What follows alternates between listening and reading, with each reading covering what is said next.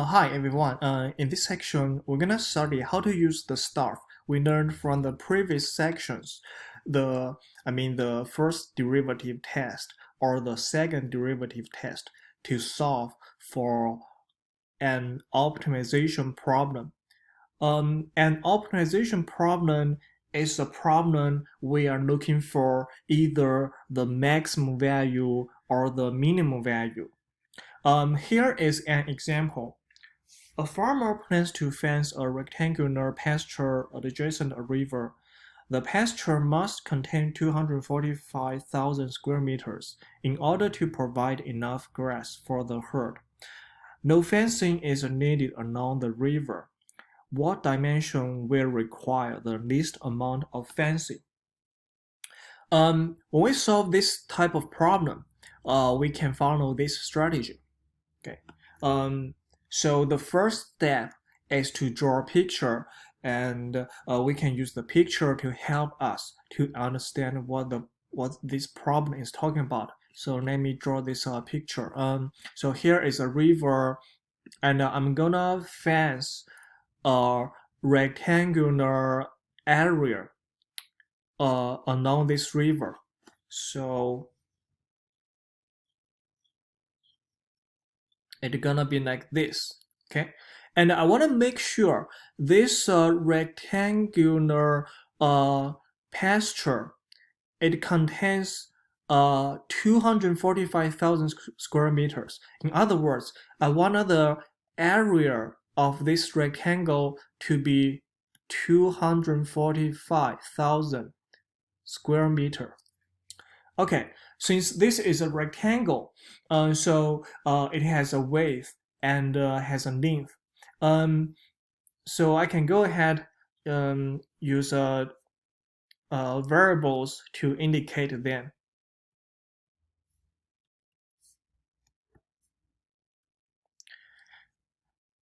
And later on, we can use those variables to help us to write down the function. Okay. Okay, now we've finished the step one. Let's take a look at what does step two say. In step two, it says we want to identify the quantity to be maximized or minimized. Remember, I said for the optimization problem, the goal is to find the maximum value or minimum value, right? So now let's determine, are we gonna maximize something or are we gonna minimize something? Okay, we can find this information from the problem.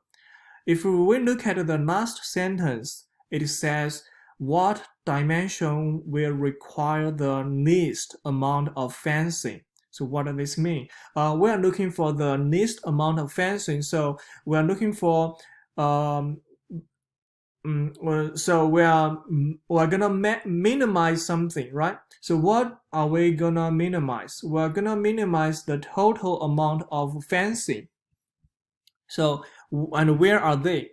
When we are fencing this rectangular pasture, right? So we use this amount. We use a y amount and y amount of fence over here, and we use x amount of fence over here, and then we use y amount of fence over here. So the quantity, the total amount of fencing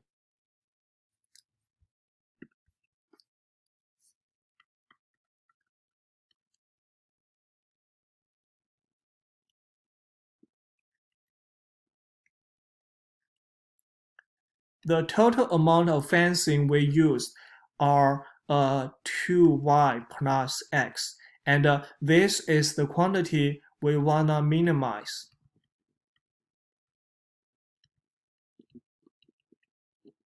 So this means we want to determine when x equals what and when y equals what. This the sum of 2y plus x gonna be minimal. Now, this is the point some students are confusing. They say, okay, why we don't guess some numbers so that 2y plus x gonna be a small number. So like when x equals 5, say when x equals 50, and when y equals 10, so 2y plus x, that's gonna be 70, right?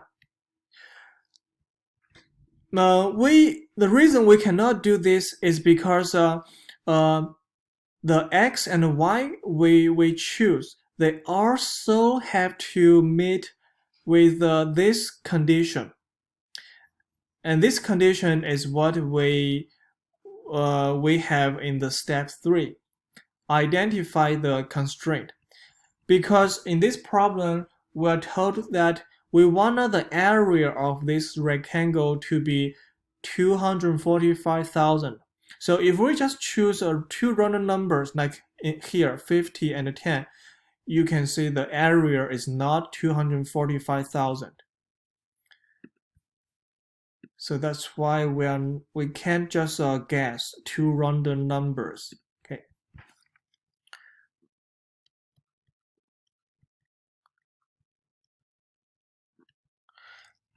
And because this constraint is the area of the rectangle, and we know the area of a rectangle is given by the product of the length and the width.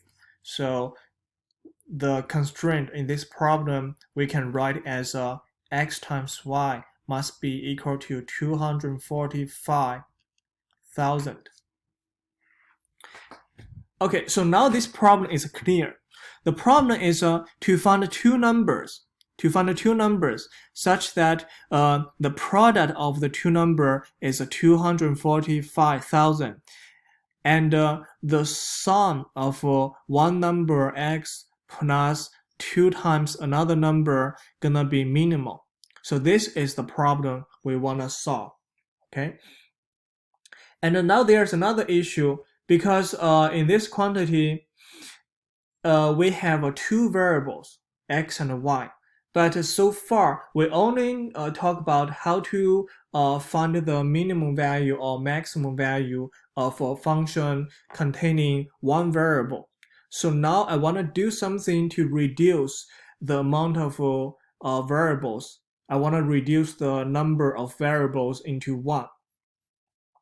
This is what are we gonna do in step 4. Use the constraint to reduce the quantity to one function having a single independent variables. How can we do this? Because in the constraint, we have x times y equals 245,000. Therefore, using this equation, we can write y in terms of x. So y is 245,000 over x.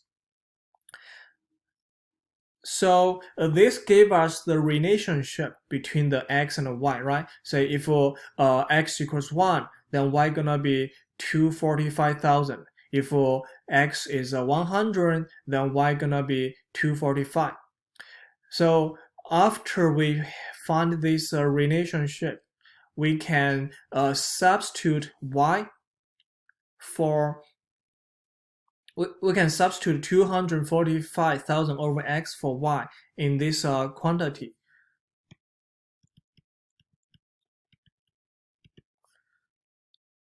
So instead of minimize 2y plus x, now we want to minimize 2 times 245,000 over x plus x.